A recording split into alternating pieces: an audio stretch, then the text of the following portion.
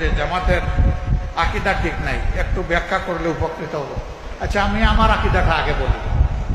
আমার আকীদা হচ্ছে আমার আল্লাহ ওয়াহেদ, তার সমস্ত জাত এবং সিফাতের দিক থেকে তার কোনো শরীক নেই, তিনি লা শরীক। আমার আকীদা হচ্ছে আমার আল্লাহ তাআলার পক্ষ থেকে মানব সৃষ্টির ইতিহাসের সূচনায় আল্লাহ কিছু বান্দাকে নির্বাচিত করেছেন তার নবী এবং পয়গম্বর হিসেবে। প্রথম নবী হচ্ছেন হযরত আদম আলাইহিস সালাম, শেষ নবী হচ্ছেন মুহাম্মদুর রাসূলুল্লাহ সাল্লাল্লাহু আলাইহি ওয়াসাল্লাম। তারা সকলেই ছিলেন মানবতার উস্তাদ। আমার আকীদা হচ্ছে এই সমস্ত নবী পয়গম্বরগণ সরাসরি আল্লাহর ওহী দ্বারা নিয়ন্ত্রিত এবং পরিচালিত ছিলেন। অতীতের ওহীগুলা অবিকল এখন বিদ্যমান নেই, বিদ্যমান আছে আল্লাহর দেওয়া পূর্ণাঙ্গ হেদায়েতের কিতাব আল কোরআন। এটি আমার আকীদা।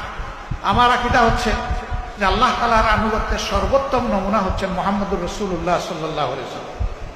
আমার আকীদা হচ্ছে মহান আল্লাহ তাআলা এবং তার হাবিবের আনুগত্যের সর্বোত্তম নমুনা হচ্ছেন সাহাবায়ে কেরাম রিদওয়ানুল্লাহি তাআলা আলাইহিম আজমাইন। ভাই, আমার আকীদায় দোষ থাকলে চিঠি লিখে একটু আমারে জানিয়ে দিন। আমার জানা মতো আমাদের সহকর্মীদের আকীদাই থেকে